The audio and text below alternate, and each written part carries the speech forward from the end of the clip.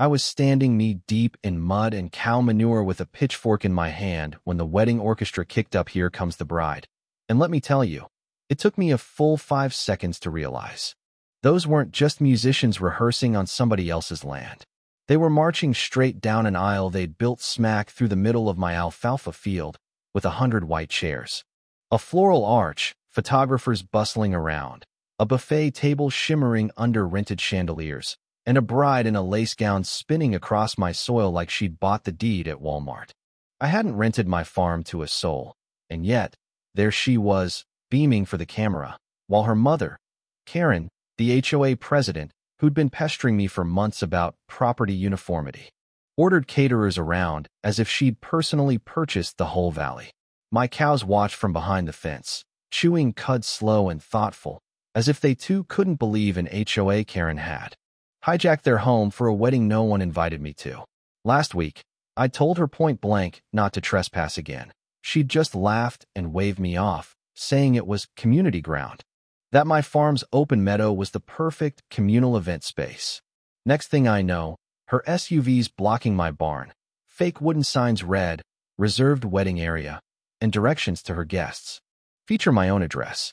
When I tried to reason with her that morning, she smirked and said, "Relax, farmer boy.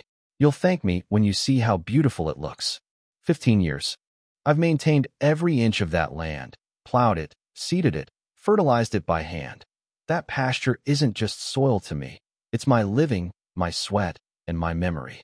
And now Karen's got tables with imported linens right over my irrigation lines, and her guests tromp across my crop rows in polished shoes, laughing like trespassing is some kind of party game. Even my dog Rusty could sense my patience wearing thin.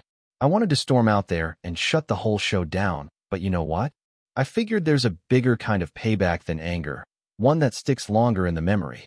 Standing there, watching Karen sip champagne by the cake that sat right on my seedbed, an idea hit me, something equal parts justice and comedy. I just finished spreading the ripest compost you could imagine, fermented for weeks, that kind of summer heat you don't forget. My tractor was still hooked up to the spreader. As I looked from the manure to the wedding, I couldn't help it. I started to laugh, not because I was amused, but because I finally saw the route to poetic revenge. Right on cue, Karen's husband stood up and gave a toast about community love and unity. Guests clapped, oblivious. Nobody saw me slip behind the barn, climb onto the tractor, and fire up the engine. The sound cut through their music like thunder. Heads turned, whispers spread. And for the first time, Karen's smile slipped. I didn't drive right at them. I played it cool, tipping my hat as I passed, letting a little farm fresh air waft their way. Some guests complained about rural odor. Karen snapped. "Could you do that later? You're ruining the ambience." I nodded, saluted, and circled around the back road up the ridge where I could see everything. From that hill, I watched the bride tossing petals, guests laughing, band playing, utterly clueless. Then I pulled the lever. That first wave of manure hit the spreader blades and sailed like a mist of earthy justice, floating down onto the buffet, the chairs, and the stage. Screams. The violinist dropped his bow. The bride froze, her dress streaked brown. Karen shrieked so loud it echoed off the barn walls. I steered the tractor for coverage, couldn't risk missing a spot. Chaos erupted, guests tripping, the groom face first in the mud, caterers scrambling, the cake ruined, the band in full retreat. The cows at the fence started mooing like they were cheering me on. When the last of it was down, I killed the engine, silence fell, and Karen just stood there, drenched, speechless. Her perfect hair ruined. Finally, she screamed, "You'll pay for this. I'm calling the police." I just pointed at her community event space sign and said, "Then it's a community contribution." Her face turned beet red. Cars spun tires in the mud, fleeing like it was a war zone. That night, as I hosed down the tractor under the moon, I felt nothing but peace. Karen's community was my private, hard-earned land, and now everyone knew it. The smell lingered for days, a perfect warning to would-be trespassers. HOA tried to fine me for biological disturbance, but every wedding photo online told the same story: a bride's nightmare, a farmer's quiet grin, and justice served warm and fresh. Next morning, my phone blew up. Voicemails from unknown numbers. Karen's voice. Shrill as ever, threatening lawsuits for emotional trauma, ruined hair extensions, and community embarrassment. She swore the HOA would make an example out of me. I sipped coffee on the porch, Rusty at my side, and watched Karen hire a cleanup crew in hazmat suits, scrubbing the field like it was a nuclear accident. Contractors wouldn't step over my property line, the orange stake side. Installed last year never looked so good. Karen's white blazer was streaked with mud, her fury nearly comic as she stomped toward my porch. She slammed her hands on the fence. "You think this is funny?" she hissed. "You ruined my daughter's wedding. Everyone's talking. You'll pay for every cent." I looked her dead in the eye and said, "You mean the damage to my field, or your reputation?" She sputtered. "You think your dirt matters more than our humiliation? We'll fine you, sue you, take you to court." I shrugged it off. "Trespassing's illegal, Karen. And I've got video of your little shindig before I started the spreader." That gave her pause. "You recorded that?" I just nodded. "And your guests?" "GPS tags on selfies. You might want to warn him." She tried to threaten me with community guidelines, but I laughed. "This isn't your gated suburb. It's my farm, outside your HOA, outside your control." Her cleanup crew watched, trying not to smile.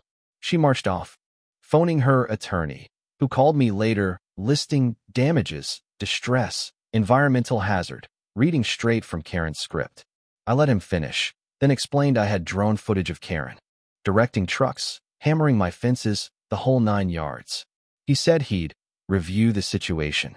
I hung up, knowing the town would handle the rest. By that night, the gossip mill was churning. Shops and diners buzzing with Manure wedding stories.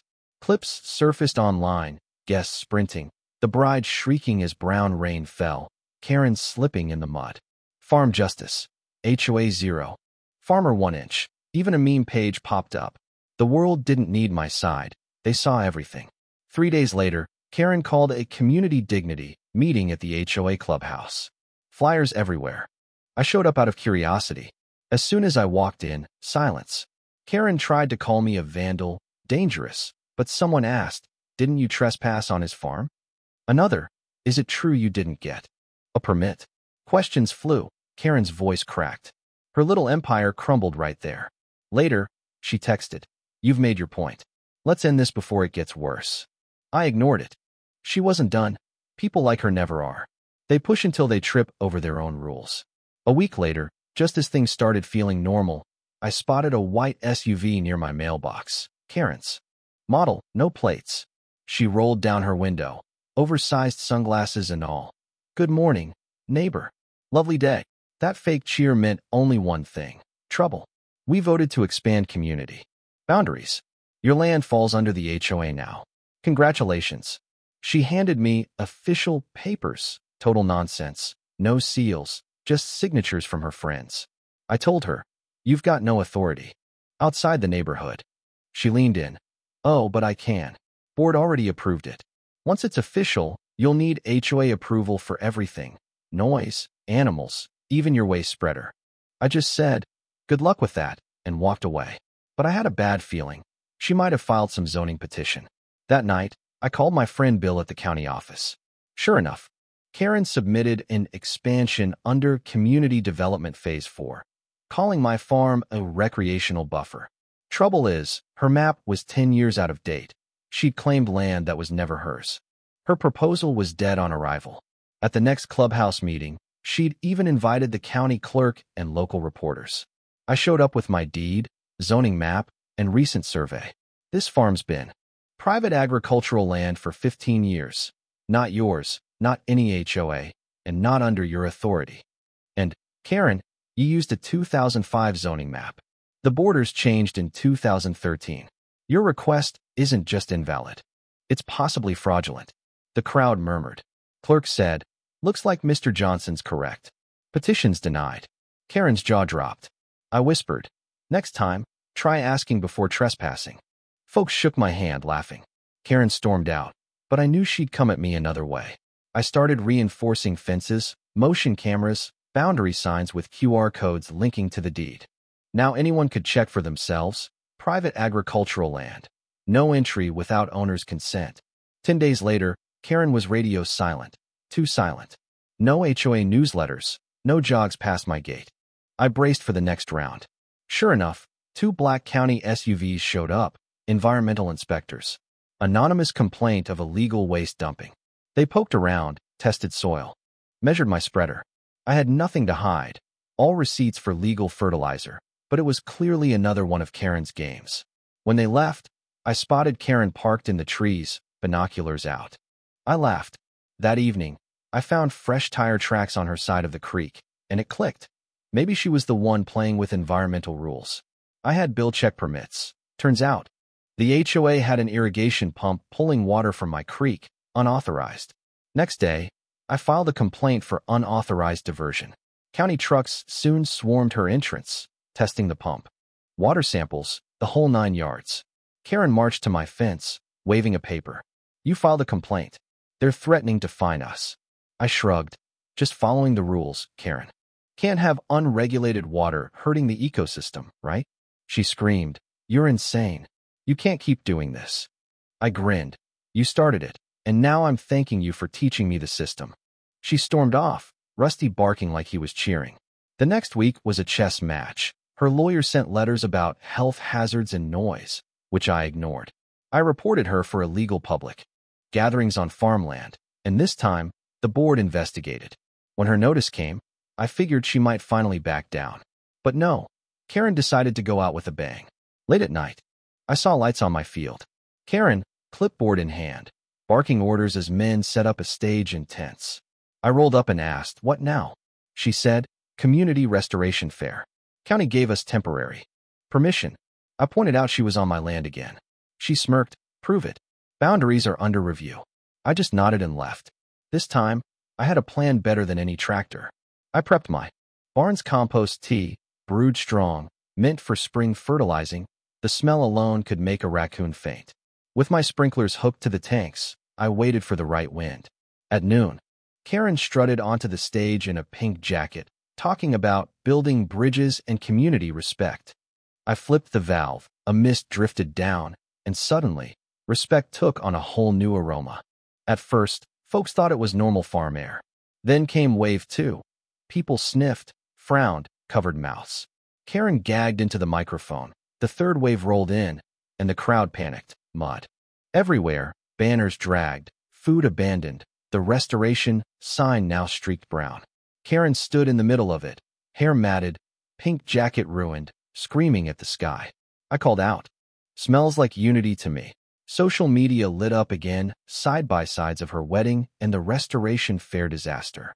The HOA locked its doors, the fountain shut down, and Karen disappeared. Rumor was, the board wanted her gone for good. Weeks passed, Karen gone, her house empty, the HOA replaced by a voluntary committee that mostly minded their business. The land healed. Neighbors laughed. The legend of the wedding field grew. But just when it felt like peace, I got a call from a property developer. We'd like to buy a strip of your land, with Karen Bennett as our partner. I nearly choked. She'd rebranded as a real estate developer, pushing for a new community called Meadow Springs. I said no. Checked records. She'd filed plans using my water source. Tried to annex my field on paper. I submitted every photo, report, and drone shot under the local Agricultural Preservation Coalition. At the zoning meeting, Karen was all business. But when the clerk read out the objections, illegal dumping, boundary violations, community complaints, she crumbled. I stood up, presented my evidence, and reminded her whose land this was. She hissed, "You can't keep ruining me." I said, "You keep building on my land. I'm just showing you where the line is." She tried one last stunt, hiring workers to dig on my side of the fence at night. I stopped them, pointed out the survey stake, and threatened to call the sheriff. They packed up. Karen shrieked, "You can't stop progress." I told her, "You've already built enough. All that's left is the hole you're digging for yourself." That week, her development partners withdrew, citing misunderstandings about boundaries. Local paper headline, Meadow Springs Dream Sinks. In mud, I tacked it to the barn wall. Not a trophy, just a reminder. For the first time in years, the land was quiet. Neighbors waved, the cows grazed, and peace held. Sometimes, I'd catch myself looking to the old fence post where Karen once raged, And I'd remember, storms pass, soil heals, and all the land wants is patience. One summer evening, a figure walked up to my gate. Karen, thinner, quieter, no makeup or bright colors, just stood and nodded before walking away. No words, no drama. It wasn't forgiveness, but it was something. So now, the story that started with trespass, chaos, and manure ends with green fields, laughter, and the land returning to its own rhythm. If you've made it this far, let me ask you, where do you draw the line between standing your ground and letting pride take over? Ever had a neighbor try to own your story? Drop your wildest neighbor war below, and let's see who's really seen it all. And hey, don't forget, justice, like manure, works best when it's spread at just the right time.